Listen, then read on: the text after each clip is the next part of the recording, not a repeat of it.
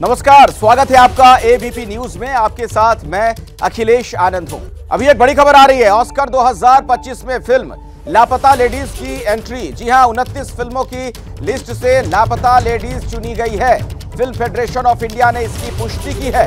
तो अभी की बड़ी खबर आ रही है, बड़ी खबर और अच्छी खबर आप कह सकते हैं, क्योंकि ऑस्कर 2025 में फिल्म लापता लेडीज की एंट्री हुई है। 29 फिल्मों की जो लिस्ट थी उसमें से लापता लेडीज को चुना गया है। फिल्म फेडरेशन ऑफ इंडिया ने इस बात की पुष्टि कर दी है, इसकी तस्दीक की जा चुकी है। तो एक बहुत बड़ी खबर अभी की, एक बार फिर से मैं दर्शकों को बता दूं, ऑस्कर 2025 के लिए नॉमिनेशन फिल्म लापता लेडीज की एंट्री हुई है। 29 फिल्मों की लिस्ट थी, उसमें से यह फिल्म चुनी गई है, लापता लेडीज। और फिल्म फेडरेशन ऑफ इंडिया ने इस बात की पुष्टि कर दी है। उनकी तरफ से यह कहा गया है कि हां, 29 फिल्मों की लिस्ट में से इस फिल्म को जगह दी गई है। तो अभी की बड़ी खबर, फिल्म फेडरेशन ऑफ इंडिया की तरफ से भी इस बात की तस्दीक कर दी गई है। तो ऑस्कर 2025 में फिल्म लापता लेडीज की एंट्री हो गई है और बाकायदा इसके लिए लंबी चौड़ी लिस्ट थी। कई फिल्में थी जिनमें से इस फिल्म का चयन किया गया। लगभग 29 फिल्मों की यह पूरी लिस्ट थी।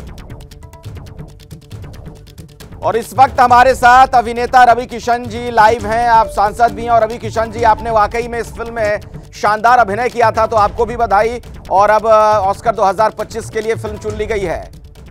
बहुत बहुत ही आपका एबीपी न्यूज को मैं धन्यवाद दूंगा। आप ही के द्वारा हमको ये खबर मिली और मैं बहुत प्रसन्न हूं।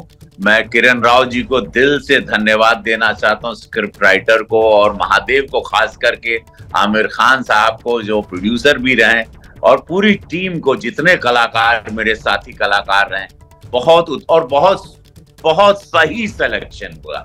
The best part, women empowerment की बात हम लोग जो करते हैं, ऑर्गेनिक फार्मिंग की बात, एक नारी को शक्ति देने का एक बहुत सुंदर, और हमारा सबसे बढ़िया बात है कि पूरा विश्व हमारे देहात के परिवेश को देखेगा, हमारे ग्रामीण परिवेश को देखेगा। इस नए भारत में एक लड़की, एक बेटी क्या सोचती है, कैसे वो आगे आना चाह रही है, कैसे एक शक्ति बनना चाह रही है। तो एक बहुत ही सुंदर selection.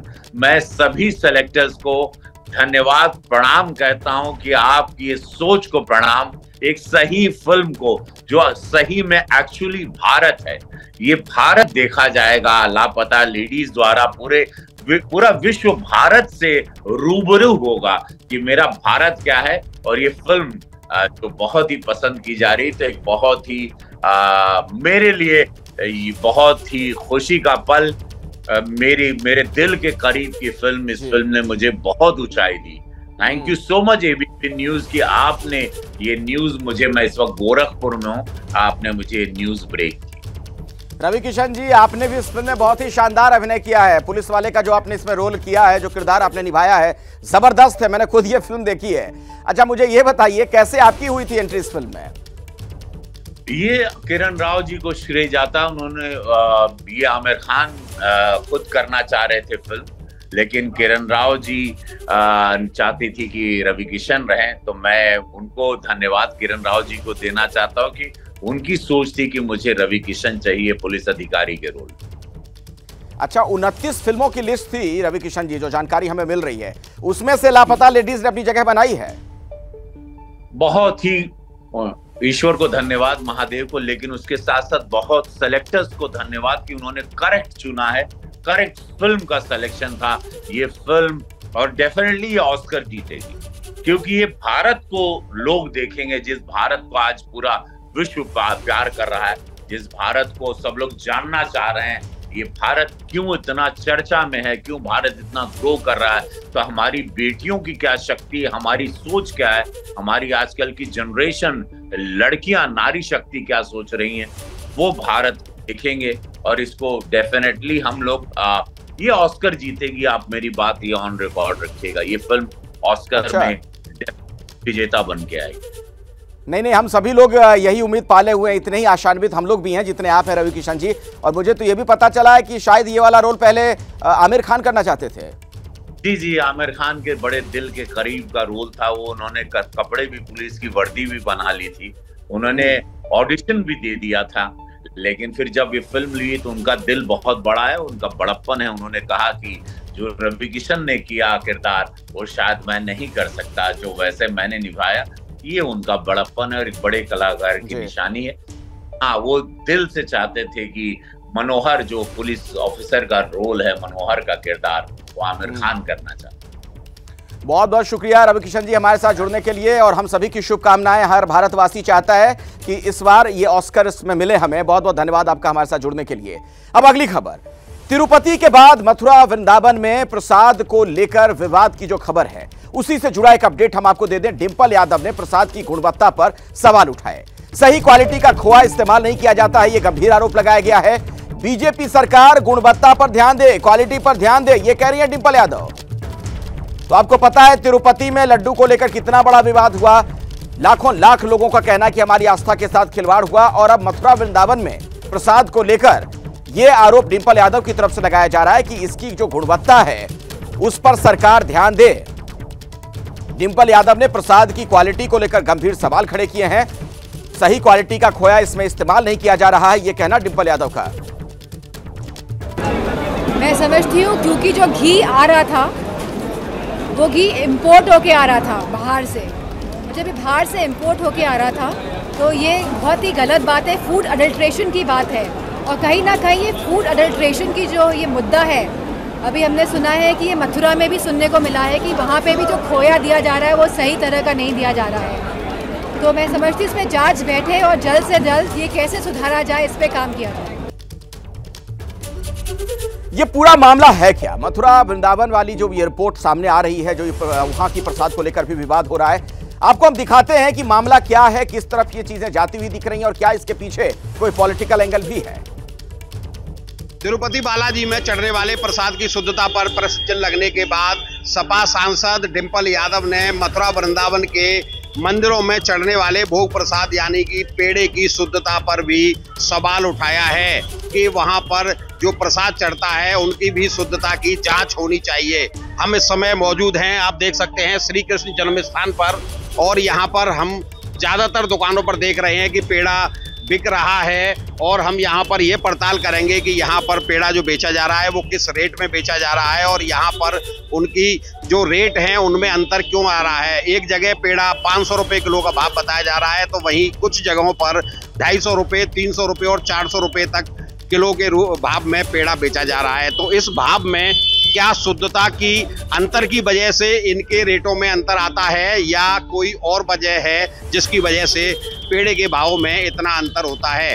Anil Saraswat, ABP news, Mathura. देखिए, मथुरा वृंदावन प्रसाद विवाद पर राजनीति कैसे तेज है। बीजेपी के नेता बृजभूषण शरण सिंह ने एक बड़ा बयान दिया कि मैं 2 साल से बोल रहा हूं कि जांच होनी चाहिए। आंध्र के सीएम ने जांच कराई, उनका आभार, यह कहना बृजभूषण का। यूपी में भी जांच होनी चाहिए। तो बीजेपी के नेता हैं बृजभूषण शरण सिंह और उन्होंने यह बात कही है, सुनिए आप। 2 साल से कह रहा हूं, कोई मान ही नहीं रहा है। तिरुपति का लड्डू ही क्यों, और जांच करा लो। ये उत्तर प्रदेश में जितने घी बिक रहे हैं, मैं धन्यवाद देता हूं कि वहां के मुख्यमंत्री का कलेजा था जिसने जांच कराया। यहां भी कलेजा होना चाहिए, जांच करना चाहिए, जांच करवाना चाहिए। इसी खबर पर विस्तार से आप तक जानकारी पहुंचाएंगे। मेरे साथ वीरेश पांडे भी जुड़ गए, मेरे सहयोगी, और आशीष भी हमारे साथ मौजूद हैं।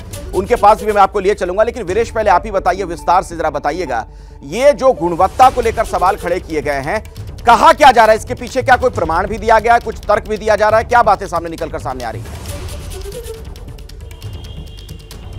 देखिए, डिंपल यादव ने कहा कि मैंने सुना है, और डिंपल यादव और उनका पूरा परिवार, और खासकर डिंपल यादव को अक्सर देखा जा सकता है बांके बिहारी मथुरा वृंदावन के दर्शन करते हुए, और सैफई इटावा से नजदीक भी है, आस्था का केंद्र भी है उन परिवार का। और ऐसे में डिंपल यादव का ये बयान बहुत ही चौंकाने वाला है और बहुत ही गंभीर है। सवाल ये है कि जो वायुमंडल है उसमें भी तमाम तरह के लोग, हम और आप जब मथुरा वृंदावन में जाते हैं या कहीं और भी जाते हैं, तो सवाल जरूर कहीं ना कहीं मन में आशंका रहती है, लोग खड़ा भी करते हैं, तमाम तरह की बातें होती हैं। लेकिन उस बात को जब देश की तीसरी सबसे बड़ी पार्टी और उसकी दूसरी सबसे बड़ी नेता डिंपल यादव ने कहा है, तो ये मामला गंभीर दिखाई दे रहा है। और तिरुपति लड्डू प्रसाद के विवाद के बाद ये वायुमंडल में जो तैर रहे विवाद थे वो अब सतह पर आ गए हैं। और बृजभूषण शरण सिंह जो भारतीय जनता पार्टी के वरिष्ठ नेता हैं, पूर्व सांसद हैं, कुश्ती संघ के पूर्व अध्यक्ष हैं, उन्होंने भी कहा कि जब कलेजा दिखाया है आंध्रा के सीएम चंद्रबाबू ने तो यहां भी जांच हो जानी चाहिए, अयोध्या की भी जांच होनी चाहिए और बाबा विश्वनाथ का जो प्रसाद है उसकी भी जांच हो जानी चाहिए, मथुरा वृंदावन की भी जांच हो जानी चाहिए। यानी डिंपल ने मथुरा वृंदावन के सवाल को उठाया और बृजभूषण शरण सिंह ने अयोध्या, बाबा विश्वनाथ और तमाम मंदिरों के प्रसाद की जांच हो जानी चाहिए। चूंकि आस्था और विश्वास का सवाल है, इससे आस्था दिखती है सनातन धर्मियों की, तो ऐसे में जांच कराने से क्या जाता है। इसलिए ये सवाल बड़ा है और बड़ा होने के साथ ये अब सियासी भी हो चुका है। बिल्कुल सियासी भी हो चुका है। और दर्शकों को जरा मैं आशीष के पास भी ले चलता हूं। आशीष, देखिए जो बात वहां से निकली तिरुपति से, वो देश भर में कैसे अब बढ़ती हुई दिख रही है। अलग अलग मंदिरों से भी अब ये मांग हो रही है कि वहां वाले प्रसाद की भी जांच की जाए कि उसकी गुणवत्ता कैसी है। मथुरा वृंदावन वाला मामला आपने भी सुना, वो खबर हम दर्शकों को दे ही रहे हैं।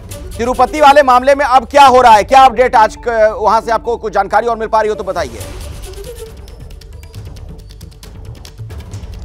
देखिए अखिलेश, पहले मैं अपडेट बताऊं आज तिरुमला तिरुपति देवस्थानम में क्या हुआ। पहले सुबह 6 बजे से लेकर 10 बजे तक शांति यज्ञ हुआ, उसके बाद शुद्धिकरण किया गया। खास तौर पे जो किचन जहां पर लड्डू प्रसादम और अन्न प्रसादम बनते हैं लोगों के लिए, वहां शुद्धिकरण किया गया। क्यों तिरुमला तिरुपति देवस्थानम के लड्डू में किसी तरीके के मिलावट ने इतना बड़ा मुद्दा या इतना बड़ा रूप अख्तियार कर लिया है। कल अगर हम बात करें 22 सितंबर को हम बात करें तो तिरुमला तिरुपति में 82 हज़ार लोग दर्शन के लिए आए। 4.53 करोड़ रुपए की हुंडी चढ़ी। इसी से आप अंदाज़ा लगा सकते हैं जहां पर इतनी बड़ी तादाद में लोग आते हों, सिर्फ देश से नहीं विदेशों से भी लोग आते हों, और जहां चढ़ावे की ये मात्रा हो एक दिन की, तो वहां पर उससे कितनी बड़ी आस्था जुड़ी है ये साफ तौर पे आप समझ सकते हैं। तिरुमला तिरुपति देवस्थानम के जो फंक्शनिंग है, जो उनके संगठन है, जिस तरीके के रूपरेखा से वो कार्य करती है, मंदिर कार्य करती है, उसी का रूपांतर, उसी का बिंब जो है वो पटना के प्रसिद्ध हनुमान मंदिर में है। अयोध्या में अभी जो दर्शनार्थी जो आ रहे हैं, उस दर्शनार्थियों को कैसे सुविधा प्रदान की जाए, वो भी तिरुमला तिरुपति देवस्थानम से आकर चंपत राय खुद आए थे अयोध्या से तिरुमला तिरुपति, और आकर देख कर गए। और यहाँ के एक्सपर्ट को अयोध्या बुलाया गया कि कैसे पूरी व्यवस्था की जाए। तो जहाँ श्रद्धा का, आस्था का इतना बड़ा केंद्र है, इतनी बड़ी तादाद में श्रद्धालु आते हैं, और वहाँ के प्रसाद में अगर मिलावट की बात आती है, जाहिर तौर पे यह मुद्दा आगे बढ़ेगा, राजनीति बिल्कुल और बढ़ भी रहा है। एक बार फिर से चलते हैं मथुरा वृंदावन वाले में विवाद को लेकर जो अब सवाल खड़े हो रहे हैं, उस पर बातचीत वीरेश से करना चाहूंगा मैं फिर से। वीरेश, समाजवादी पार्टी की नेता की तरफ से मांग की गई, बीजेपी के नेता भी इस पर बयान दे रहे हैं। क्या किसी तरह की कोई जांच होते हुए आप देख रहे हैं आने वाले दिनों में? क्या कुछ और जानकारी आपको मिल पा रही है? देखिए, मैं आपको एक साफ बात बता दूं कि तिरुपति प्रसाद के बाद जो मामला डिंपल यादव ने उठाया है और जिस तरीके से बृजभूषण शरण सिंह ने इसको इंडोर्स किया है, और ये मामला अब थमने का नाम नहीं लेगा। ये आस्था, विश्वास और सनातन की बात है। तो ऐसे में जांच आगे जरूर होगी और हलचल इस बात को लेकर मच गई है लखनऊ में यानी शासन स्तर पर, क्योंकि एबीपी न्यूज ने इस खबर को बड़ी प्रमुखता से दिखाई है और दिखा रहा है कि डिंपल यादव का ये जो सवाल है मथुरा वृंदावन वाला, उस पर भारतीय जनता पार्टी की तरफ से भी आवाज बुलंद कर दी गई है। बिल्कुल, और संजय निषाद भी इस पर बोल रहे हैं। वीरेश, संजय निषाद का भी बयान आ गया। दर्शकों को मैं सुनवा देता हूं, उसके बाद आता हूं आपके पास। इस वक्त तिरुपति बालाजी मंदिर को लेकर के जो प्रसाद को लेकर के विवाद है, उसके बाद अलग अलग लोगों की प्रतिक्रियाएं आ रही हैं। डिंपल यादव ने एक सवाल खड़ा किया। उन्होंने कहा है कि मथुरा वृंदावन में जो प्रसाद मिलता है उसमें भी कई जगहों से मिलावट की खबरें आ रही हैं और सरकार को इस पर संज्ञान लेना चाहिए, ऐसा उनका कहना है। देखिए, मैं आज के दिन में जो संज्ञान में मामला है तिरुपति बालाजी का, उसमें मैं देखा कि पेपर में छप रहा था कि टेंडर ही पिछली सरकार ने इतने कम रेट पर किया था कि गुणवत्ता विहीन होना ही है। क्योंकि भाई उतने कम पैसे में कौन सा ऐसा ठेकेदार है कि जो अपने घर से रुपया लगा के उस टेंडर को मेंटेन करेगा। और आगे ऐसा घटना न हो, उस पर कड़े कानून बनने चाहिए। हम तो उम्मीद रखते हैं कि टेंडर जो प्रक्रिया है वो एक जो डीपीआर और पीपीआर होता उसके मुताबिक एक कैपिंग हो जाए, स्टैंडर्ड मेंटेन के लिए कड़े कानून हो जाए, और उस पर लॉटरी सिस्टम हो कि कौन ऐसे उसमें अनुभवी ठेकेदार है, कंपनियां जो काम कर सकते हैं, उन्हें दे दिया जाए। कम पर इतना कम हो जाए कि जब निश्चित रूप से गुणवत्ता विहीन होगा, आगे ऐसा ना करना हो उस पर खड़े करें। जिन्हें मथुरा वृंदावन को लेकर के जो सवाल खड़े किए हैं, क्योंकि सरकार यहाँ उत्तर प्रदेश में भारतीय जनता पार्टी के, तो उनका ये कहना है कि जो वहाँ के जो अलग अलग लोगों ने इस बात के आरोप लगाए हैं कि वहाँ गुणवत्ता नहीं है, उसको सरकार देखिए बाहर हमारे यहाँ जो उत्तर प्रदेश का है सब लोग बाहर से चढ़ावा लेके आते हैं, ले आके चढ़ाते हैं।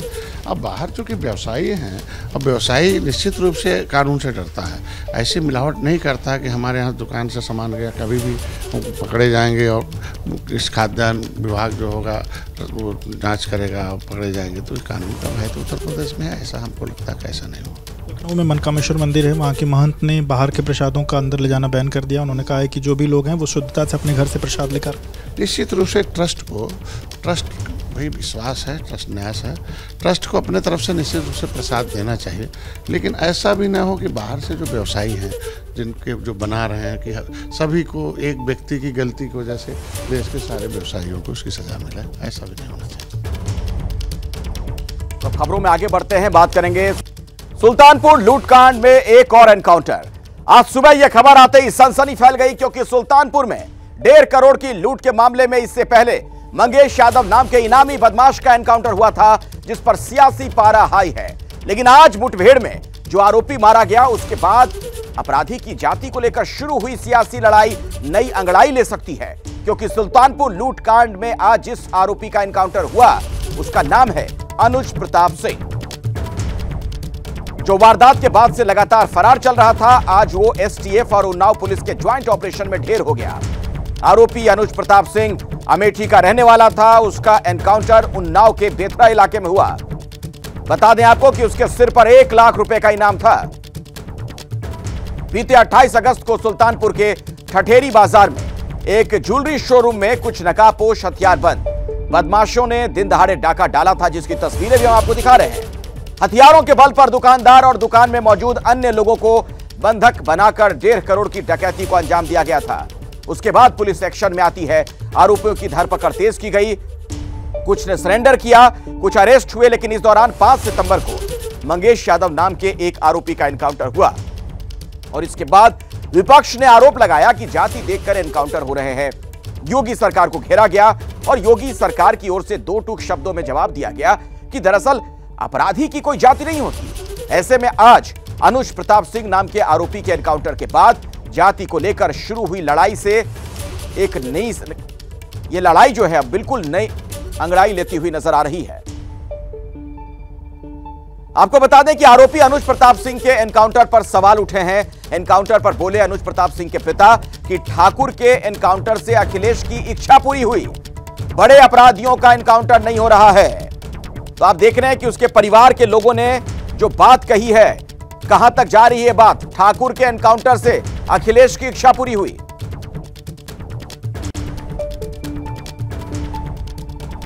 अनुज प्रताप सिंह मेरा लड़का था, उसका सूरत में सिर्फ एक ही केस था और बाकी सुल्तानपुर में नाम था। पुलिस ने उसको इनकाउंटर करके मृत्यु घोषित कर दिया। हम लोगों को कोई भी जानकारी है इस विषय में नहीं। चलो अखिलेश यादव जी का इच्छा तो पूरी हो गई, कम से कम ठाकुरों का इनकाउंटर करके उनकी इच्छा की पूर्ति तो हो गई। ठाकुर का भी इनकाउंटर हो गया। जिसके पास 35-40 केस हैं उनका इनकाउंटर नहीं हो रहा, जिसके पास 1-2 केस हैं उनका इनकाउंटर किया जा रहा है। सरकार की मर्जी है, जो मर्जी हो सरकार कराए। वीरेश, ये तो बहुत बड़ी बात कहते नजर आए। इनके पिता जो हैं धर्मराज जी, वो कह रहे हैं कि अखिलेश यादव की इच्छा पूरी हो गई। अब देखिए सवाल तो खड़े होंगे, क्योंकि एनकाउंटर पर सियासत हुई थी, समाजवादी पार्टी की तरफ से हुई थी और जातीय सवाल खड़ा किया गया था, रंग दिया गया था कि केवल मंगेश यादव का एनकाउंटर क्यों नहीं, जबकि जो सजाती हैं वो केवल घुटने पर हाफ ऑपरेशन उनका होता है और साथ ही साथ उनको सरेंडर भी करा दिया जाता है। तो पूरे एनकाउंटर को अपराधी को छोड़कर बल्कि जातीय रंग देने की कोशिश की गई थी। अब अनुज प्रताप सिंह का एनकाउंटर हुआ है, तो ऐसे में सवाल भारतीय जनता पार्टी भी पूछ रही है कि मुख्यमंत्री योगी आदित्यनाथ बार बार ये कहते हैं कि हम जाति देखकर, धर्म देखकर एनकाउंटर नहीं करते हैं। अगर अपराधी है तो उसकी गति यही होगी, और गति उसकी यही होगी कि वो एनकाउंटर में ढेर होगा, हाफ होगा या फुल होगा, फ्राई होगा। तो ऐसे में जो सवाल खड़ा कर रही है भारतीय जनता पार्टी और इनके पिता यानी अनुज प्रताप सिंह के पिता कर रहे हैं कि अब तो अखिलेश यादव और समाजवादी पार्टी को जवाब देना चाहिए। अभी कोई ट्वीट नहीं आया है, अभी कोई ट्वीट नहीं आया है, कभी कोई प्रतिक्रिया नहीं आई है। समाजवादी पार्टी की तरफ से आई है, जो उदयवीर है उन्होंने दिया है, लेकिन वो घालमेल सा जवाब है। लेकिन जो सबसे बड़ा सवाल ये है कि जो एनकाउंटर पर सवाल खड़े हो रहे थे, मंगेश यादव के और अजय यादव के हाफ एनकाउंटर पर सवाल खड़े हो रहे थे, अब अनुज प्रताप सिंह के एनकाउंटर और ढेर होने के बाद वो इस मॉर्चरी में उन्नाव के अपने जो जीवन लीला उसकी समाप्त हुई है, वो इंतजार कर रहा है अपने परिजनों का। लेकिन अभी उसके परिजन भी नहीं आए हैं, उसके घर से कोई नहीं आया है। अभी इंतजार उसके पिता और उसके माता की जा रही है। लेकिन मैं आपको बताऊं कि सियासत अभी और रंग लेगी और ले रही है सियासत रंग। कुछ बयान दर्शकों को सुनवाते हैं। एनकाउंटर पर कुछ सवाल खड़े हुए हैं, सियासत शुरू हो गई। समाजवादी पार्टी बीजेपी को घेर रही है, बीजेपी समाजवादी पार्टी पर सवालों की बौछार कर रही है। ये एजेंसियां हैं, उनकी सरकारों में एजेंसियां संरक्षण प्राप्त थी, हमारी सरकार में सजा देने के लिए मतलब अवसर प्राप्त है। आज के दिन में आप देखो, किसी अपराधी की जाति नहीं होती है। अगर अपराधी की जाति बताकर उसे आप सुरक्षित करते हैं, इसके मतलब आपने अपराधियों को ही अपने यहाँ भर्ती कर रखा। अपराधियों के सहारे ही सत्ता प्राप्त करते थे, अब अपराधी खत्म हो रहे हैं, इसके मतलब आपकी सत्ता और राजनीति खत्म हो रही है। कोई भी अपराध होता है तो जब मुख्य अभियुक्त सरेंडर कर देते हैं तो उनके चेले चपाटे छोटे मोटे अपराधी भी या तो सरेंडर कर देते हैं या भाग जाते हैं। जिन पे 30-30, 40-40 मुकदमे हैं, जो गैंगों को लीड करने वाले हैं, वो तो पुलिस की बाकायदा सरेंडर करके जेल में आराम कर रहे हैं। और ये छोटे मोटे अपराधी यहीं घूम रहे हैं 30 किलोमीटर के आसपास कि हमको मार दो। तो हम लोगों ने आपसे ये कहा, परिजनों ने भी बताया कि इन लोगों को घरों से उठा के अपनी इमेज बनाने के लिए, पुरस्कार के लिए, पदक पाने के लिए, अपना परसेप्शन ठीक करने के लिए ये हत्याएं की जा रही हैं। ये सरकार कोई जाति देख करके इनकाउंटर नहीं करती है। जो अपराधी है, अपराधी की कोई जाति नहीं होती है। अगर अपराधी अपराध करेगा तो उसकी सजा दी है सरकार ने, एक जाति को नहीं दी है, एक अपराधी को नहीं दी है। 67 मुसलमानों का इनकाउंटर हुआ जो अपराधी थे, 20 ब्राह्मण, 19 राजपूत, 16 यादव, 17 जाट और गुजर, 24 अति पिछड़ा, 26 अन्य, इतने इनकाउंटर हुए हैं। और ये विपक्ष के लोग एक जाति को लेकर के उस जाति को लामबंद करने के लिए कि जाति हमसे बिखरे न, इस नाते वो चिल्ला रहे हैं। अब समाजवादी पार्टी या राहुल गांधी, कांग्रेस पार्टी लोग क्यों नहीं बोलते हैं? तो देखिए कितना दुखद है, लोग मारे जा रहे हैं, उनकी जाति को लेकर सवाल खड़े किए जाते हैं और अपराधियों को लेकर भी सहानुभूति। अनुज प्रताप सिंह के एनकाउंटर पर सवाल उठे हैं। मृतक अनुज की बहन ने एनकाउंटर पर सवाल उठाए। उन्होंने कहा कि यह अंधा कानून है, कोई इंसाफ नहीं मिल रहा। मेरा भाई निर्दोष था, उसको एनकाउंटर में मारा गया। सरकार का एनकाउंटर करने का रवैया ठीक नहीं है। डकैती में शामिल सभी 14 लोगों का एनकाउंटर हो।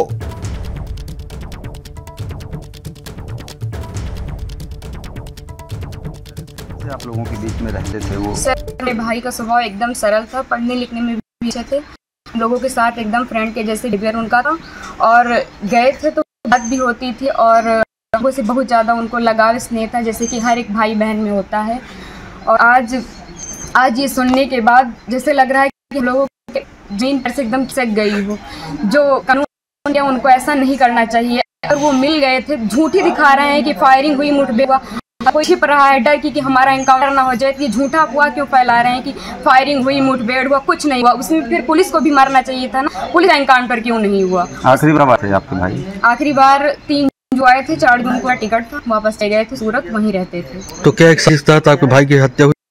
और इसमें जो बिपिन सिंह है और जो विनय शुक्ला हैं, वो हमारे घर पे आए थे, 3-4 बार आए थे और हमें भाई पढ़ाई करते थे। अभी तक हम ये बयान नहीं करना चाहते थे, लेकिन अब हम एकदम सच्चाई बता रहे हैं। वो लोग उनको लालच दे के ऐसा गाड़ी होगा, बंगला होगा वगैरह, जबकि भगवान का सब कुछ हम लोग सब कुछ है। लेकिन फिर लोगों ने लालच दिया और लालच में ले जाकर उनको सूरत में केस में फंसा दिया, उसके बाद वो नहीं थे ना, ये हम लोगों को पता है। ये तो सिर्फ जिन लोगों ने करवाया उनको पता है, विपिन सिंह और विनय शुक्ला को, और या तो भगवान को पता है। वो सच की झूठ था तो एनकाउंटर कर ही दिए हैं, जीवित तो कर नहीं सकते हमारे भाई को।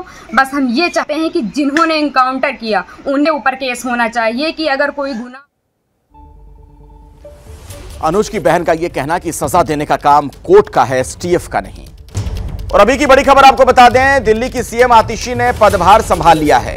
केजरीवाल के लिए सीएम की कुर्सी खाली, ऐसा कहा आतिशी ने पदभार संभालते ही। और उन्होंने यह भी कहा कि इस कुर्सी को केजरीवाल का इंतजार है, 4 महीने के लिए सीएम का पद संभालूंगी। ये देखिए तस्वीर भी सामने आ गई, आप देख रहे हैं एक कुर्सी वहां पर आप देखिए लाल रंग की जो नजर आ रही है वो खाली रखी गई। इस कुर्सी को केजरीवाल का इंतजार, ये कहना आतिशी का। फरवरी में दिल्ली के चुनाव होंगे और तब तक 4 महीने तक आतिशी मुख्यमंत्री तो रहेंगी, लेकिन उनका यह कहना कि इस कुर्सी को केजरीवाल का इंतजार है। जैसा कि खुद अरविंद केजरीवाल ने भी कहा था जब इस्तीफे का वो ऐलान कर रहे थे, उन्होंने कहा था कि ये जनता तय करेगी कि मैं ईमानदार हूं कि भ्रष्टाचारी हूं, और जनता दोबारा मुझे चुनकर जब भेजेगी तब मैं मुख्यमंत्री का पद संभालूंगा। और ऐसे में अब आतिशी को बीच में थोड़े दिनों के लिए, कुछ महीनों के लिए मुख्यमंत्री बनाया गया है। अगर एक बार फिर से आम आदमी पार्टी की सरकार बनती है दिल्ली में तो केजरीवाल ही सीएम होंगे। लेकिन यह बात थोड़ी हैरान भी करती है जिस तरह से वो कुर्सी खाली छोड़ दी गई। सीएम दफ्तर में खाली कुर्सी पर राजनीति तेज हो गई है। बीजेपी कह रही कि यह चमचागिरी की पराकाष्ठा है, राज्य संविधान से चलते हैं, चमचागिरी से नहीं, यह कहना बीजेपी का। तो मुख्यमंत्री पद पर बैठी जरूर हैं आतिशी, लेकिन खुद को वो कह रही हैं कि मैं भरत हूं। प्रभु श्री राम ने जैसे जब वो वनवास पर गए थे तो राम ने जैसे सरकार चलाई थी, भरत ने जैसे उस वक्त सत्ता चलाने का काम किया था खड़ाऊ रखकर, लगभग वैसी स्थिति में है आतिशी। हमारे साथ दिल्ली बीजेपी अध्यक्ष वीरेंद्र सचदेवा जी मौजूद हैं। सर, दिल्ली की मुख्यमंत्री आतिशी ने आज अपना पदभार संभाला है और मेज के सामने 2 कुर्सियां हैं। कहना है कि जिस तरह से भरत ने खड़ाऊ रखकर जब श्री राम वनवास के लिए गए थे पदभार संभाला था, वो भी कुछ ऐसा ही कर रही हैं। आपको लगता है उन्होंने पदभार संभाला है? दिल्ली वालों के लिए इससे बड़ा शर्मिंदगी का विषय हो नहीं सकता कि जिस दिल्ली वालों को दिल्ली की एक महिला को मुख्यमंत्री बनाया गया, संविधान की वो शपथ लेती हैं, वो संविधान का मजाक बना रही हैं, मुख्यमंत्री पद का मजाक बना रही हैं। देश और राज्य संविधान से चलते हैं, ये चमचागिरी से नहीं चलते, और ये चमचागिरी की पराकाष्ठा है। आपको एक भ्रष्टाचारी मुख्यमंत्री केजरीवाल को अगर चमचागिरी से उसको ईमानदारी का सर्टिफिकेट दिलवाना है तो जनता के बीच में जाके ड्रामा कीजिए जैसे कल किया था आपने, लेकिन कम से कम संवैधानिक पदों को तो छोड़ दीजिए, उन संस्थाओं को तो छोड़ दीजिए जिसका एक मान सम्मान है, आप उनको भी नहीं छोड़ रहे। और जहाँ तक खड़ाऊ और भरत की बात है, दिल्ली में बहुत सारी रामलीलाएं होती हैं, लेकिन जब दिल्ली वालों को भ्रष्टाचार की लीला करनी हो तो इन नौटंकीबाजों को बुला के करवा लें, इनसे काम करेंगे उसमें ये काम। सर, जाहिर सी बात है जब इसको पॉलिटिकली स्ट्रेटेजाइज किया गया होगा तो दिल्ली की जनता पर एक इमोशनल असर के बारे में सोचा गया होगा। आपको क्या लगता है कुछ ऐसा? आप या तो इमोशनली दिल्ली की लोगों की भावनाओं से खेलना शुरू कर दें या फिर संविधान का पालन करें, तो फिर शपथ लेने की जरूरत नहीं थी ना, वो ड्रामा करने की जरूरत नहीं थी। ऐसी कुर्सी पड़ी रहने देते खाली, फिर चुनाव करा देते। क्यों समय मांग रहे हैं? हम तो कह रहे थे ना अक्टूबर में चुनाव कराओ, क्यों समय मांग रहे हैं? और चमचागिरी में मस्त हैं। ये नहीं बताएंगी कि दिल्ली की सड़कें कैसे ठीक होंगी, ये नहीं बताएंगे कि बिजली के बिल जो बढ़कर आ रहे हैं वो कैसे ठीक होंगे, ये नहीं बताएंगे कि लोगों को पीने का पानी कैसे मिलेगा, ये नहीं बताएंगे कि जो बच्चे फेल कर दिए वो शिक्षा कैसे प्राप्त होंगे। दिल्ली की समस्याओं से कोई लेना देना नहीं है, सिर्फ चमचागिरी करनी है, भ्रष्टाचार करना है। दिल्ली की जनता मरती है मरे, इनको क्या लेना है? मतलब समझा जाए एक पपेट सरकार। बिल्कुल। अरे हम पहले दिन से कह रहे हैं कि एक सुपर सीएम है जो भ्रष्टाचारी है, दूसरी कठपुतली है जो बेचारी है। तो चमचागिरी की बात कही जा रही है। इसके अलावा आपने सुना क्या कहा जा रहा था और जो आरोप लगाए जा रहे थे, और अब देवेंद्र यादव क्या कह रहे हैं वो भी सुन लेते हैं।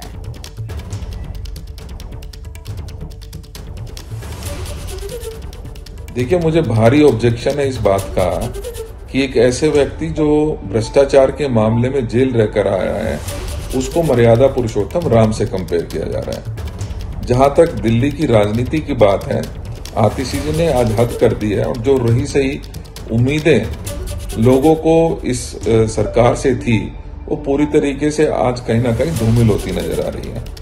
जिस तरीके से आतिशी जी ने स्वयं अपने आप को एक डमी मुख्यमंत्री के रूप में पेश किया है, तो मुझे कोई उम्मीद अब बची नहीं है कि देश की जनता, दिल्ली की, विशेष रूप से दिल्ली की जनता जो ये आस लगाए बैठी थी कि कुछ सरकार जो है वो आगे बढ़ेगी, कुछ उनकी समस्याओं का समाधान करेगी, आज इस हरकत से माननीय आतिशी जी ने ये सिद्ध कर दिया है कि लोगों को अब आम आदमी पार्टी के किसी भी नेता से, दिल्ली के मुख्यमंत्री से किसी प्रकार की कोई उम्मीद नहीं रखनी चाहिए।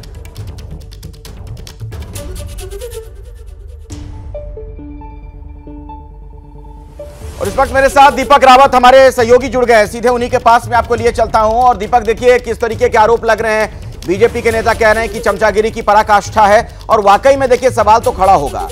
किसी भी सूबे में मुख्यमंत्री का जो पद होता है संवैधानिक पद होता है, जो व्यक्ति उस पर बैठता है वो शपथ लेता है पद और गोपनीयता की। इसके बावजूद अगर आतिशी ये कह रही है वहां पर बैठकर, बगल की कुर्सी खाली दिखाकर, कि जब आएंगे अरविंद केजरीवाल तो यहां पर बैठेंगे, तब तक के लिए मैं यहां पर बैठ रही हूं। जैसे प्रभु श्री राम जब वनवास गए थे तो भरत ने खड़ा रखकर वहां पर शासन किया था, वैसे ही मैं करूंगी। इन सब का क्या मतलब निकाला जाए?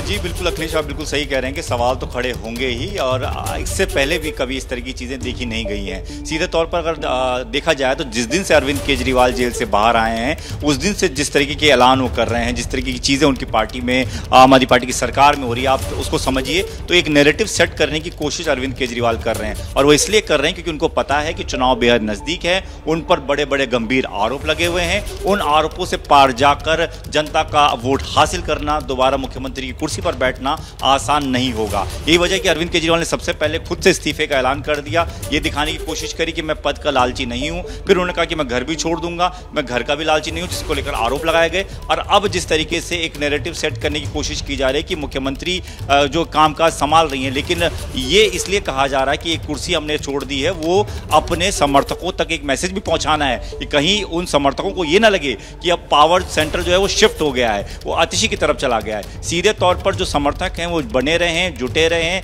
ये समझें कि अरविंद केजरीवाल भी अभी उनकी पार्टी के टॉप लीडर हैं, वही सारे दिशा निर्देश दे रहे हैं, उन्हीं के हिसाब से पार्टी आगे काम करेगी। चुनाव में जो 4 महीने का वक्त बचा हुआ है, उन 4 महीने में किस तरीके से काम करना होगा, दिल्ली के लोगों को भी ये मैसेज देना है कि पिछले 9 साल में जो आम आदमी पार्टी यानी अरविंद केजरीवाल की सरकार में काम हो रहा था, वो अरविंद केजरीवाल के कामों से ही हुआ है, आतिशी के कामकाज से नहीं हुआ है। ठीक है, संकेत वगैरह तो अपनी जगह है, उनके हृदय के उद्गार जो आतिशी के वो भी अपनी जगह है, लेकिन जिस तरीके से ये चीजें नजर आ रही हैं, जो कुछ देखने को मिल रहा है, उसको लेकर सवाल खड़े हो रहे हैं कि आखिर ये कुर्सी खाली जो छोड़ दी गई कि ये सीएम के नाम पर केजरीवाल जब आएंगे तो उनके लिए कुर्सी खाली है, उसका मतलब क्या है?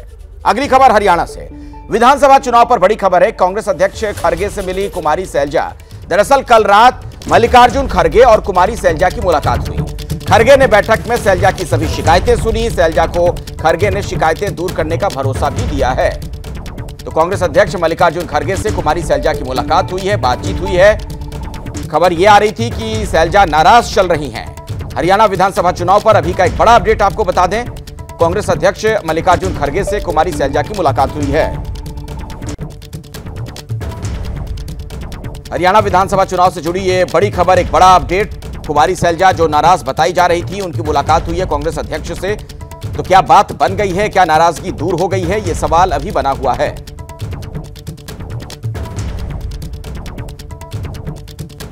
कुमारी सैलजा की नाराजगी पर इस बीच बता दें आपको कि बयान भी सामने आ रहा है भूपेंद्र हुड्डा का। सैलजा हमारी वरिष्ठ नेता हैं, कोई नाराजगी नहीं, यह भूपेंद्र हुड्डा ने कहा। कुमारी सैलजा हमारी बहन है, यह बात भी भूपेंद्र हुड्डा की तरफ से कही गई है।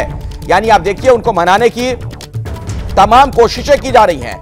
न सिर्फ पार्टी अध्यक्ष की मुलाकात उनसे हुई, बल्कि भूपेंद्र हुड्डा के बयान आप देख सकते हैं जो कहते हुए नजर आए कि सैलजा हमारी वरिष्ठ नेता हैं, हमारी बहन है। सुनिए। कांग्रेस जन लगे हुए हैं कांग्रेस को मजबूत करने के लिए। सैलजा जो है हमारी बहन, जो वरिष्ठ नेता है। जिस तरह की चल रही चर्चा है, कुछ नाराजगी है क्या? नहीं, कोई नाराजगी हमारी कोई नाराजगी। तो हुड्डा का यह कहना कि किसी तरह की कोई नाराजगी नहीं है। कुमारी सैलजा की नाराजगी से जुड़ी एक और बड़ी खबर, एक अपडेट आपको दे दें। कांग्रेस के लिए प्रचार में उतरेंगी कुमारी सैलजा, यह कहना है रणदीप सुरजेवाला का। उन्होंने एक्स पर पोस्ट करके यह जानकारी दी।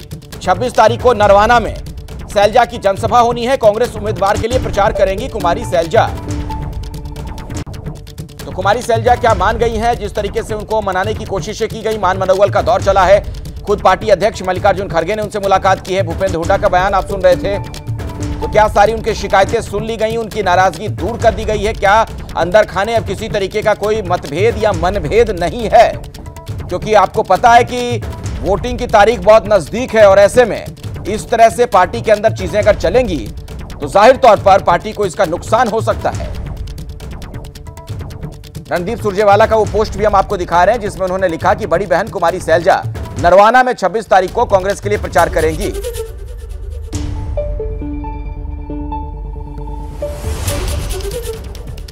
और अब अगली खबर छत्तीसगढ़ से है, जहां पर एबीपी न्यूज की खबर का बड़ा असर हुआ। कबाड़ में तब्दील होती किताबों पर एक्शन में सरकार। छत्तीसगढ़ सरकार ने 3 अधिकारियों को निलंबित कर दिया है। आईएएस अधिकारी के नेतृत्व में 5 सदस्यीय कमेटी भी बनाई गई है। सरकारी किताबों को कबाड़ में फेंका गया था। आपको बता दें कि सिलियरी की पेपर मिल में किताबें गलाने की तैयारी थी। सीएम विष्णुदेव साय का बयान भी सामने आया। उन्होंने कहा कि दोषियों पर सख्त एक्शन होगा।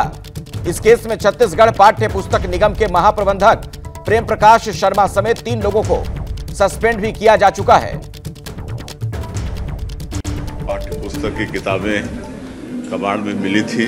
हमारे संज्ञान में आने पर उसमें जो जिम्मेदार लोग थे 2 अधिकारी को सस्पेंड किए और उसमें जांच बैठाए हैं। जांच की रिपोर्ट आएगी तो आगे फिर पूरी बात सामने आएगी और सरकार लगातार जीरो टॉलरेंस में कायम रहेगी। कोई भी दोषीदार कोई भी बख्शा नहीं जाएगा। मेरे सहयोगी जेपी त्रिपाठी इस वक्त रायपुर से हमारे साथ मौजूद हैं। सवाल यही है, जब हम लोगों ने खबर दिखाई उसके बाद उसका अब असर होता हुआ नजर आ रहा है और जो बयान दिया मुख्यमंत्री ने भी, उसका क्या हम लोग अर्थ निकाल सकते हैं? देखिए अखिलेश, एबीपी न्यूज़ ने खबर दिखाई थी कि जिन किताबों को सरकार मुफ्त बांटती है, स्कूलों में जाना था, वो स्कूलों में न पहुंचकर कबाड़ दुकान में पहुंच गई और कबाड़ दुकान से होते हुए पेपर मिल में गलाने के लिए पहुंच गई और उनकी संख्या बहुत ज़्यादा थी। लाखों की किताबें पहुंच गई स्कूल से कबाड़ दुकान। इस खबर को हमने प्रमुखता से दिखाई थी। इस पूरी खबर को दिखाए जाने के बाद कहीं न कहीं छत्तीसगढ़ सरकार ने जो है इस पर संज्ञान लिया। खुद मुख्यमंत्री विष्णुदेव साय ने संज्ञान लिया और इस पूरे मामले पर जो है एक जाँच कमेटी बनाई गई है राजेंद्र कटारा आईएएस के नेतृत्व में। और प्रथम दृष्टया दोषी पाए जाने पर छत्तीसगढ़ पाठ्य पुस्तक निगम के जो महाप्रबंधक हैं उनके समेत जो है 3 लोगों को निलंबित किया गया है और फिलहाल जो कमेटी है वो आने वाले दिनों में जांच रिपोर्ट प्रस्तुत करेगी और प्रस्तुत करने के बाद जो है इस पे और भी जो दोषी अधिकारी पाए जाएंगे उन पर भी सख्त कार्रवाई की जाएगी। मुख्यमंत्री ने खुद कहा है कि जीरो टॉलरेंस की उन्होंने बात कही है, क्योंकि चुनाव के दौरान जब चुनाव प्रचार में उतरे थे तमाम जो बीजेपी के नेता, उन्होंने भ्रष्टाचार को बड़ा मुद्दा माना था। और इस सरकार में अगर जो है इस तरह की जो किताबें हैं जो स्कूलों में जानी चाहिए थी, तो जो जिम्मेदार अधिकारी हैं वो बच्चों के किताबों तक को नहीं छोड़ेंगे। तो मुख्यमंत्री को कह ही रहे थे कि सख्त एक्शन लेंगे और उन्होंने सख्त एक्शन लिया है और 3 अधिकारियों को फिलहाल निलंबित किया गया है। आने वाले दिनों में और बड़ा एक्शन इस पूरे मामले पे हो सकता है। जी अखिलेश, चलिए बहुत बहुत शुक्रिया इस पूरी जानकारी के लिए आपका। और अभी की बड़ी खबर आपको बता दें, तिरुपति प्रसाद विवाद पर सुप्रीम कोर्ट पहुंचे सुब्रमण्यम स्वामी। कोर्ट की निगरानी में एसआईटी जांच की मांग उन्होंने की है। प्रसाद में चर्बी की मिलावट को लेकर जांच की मांग की गई है सुब्रमण्यम स्वामी की तरफ से। तो यह मामला देश की सबसे बड़ी अदालत में कोर्ट की निगरानी में एसआईटी जांच हो, सुब्रमण्यम स्वामी की तरफ से यह मांग की गई है। तो आप देख रहे हैं प्रसाद विवाद पर किस तरीके की राजनीति हो रही थी और अब यह मामला देश की सबसे बड़ी अदालत में पहुंच रहा है। कोर्ट की निगरानी में एसआईटी जांच की मांग की है सुब्रमण्यम स्वामी ने।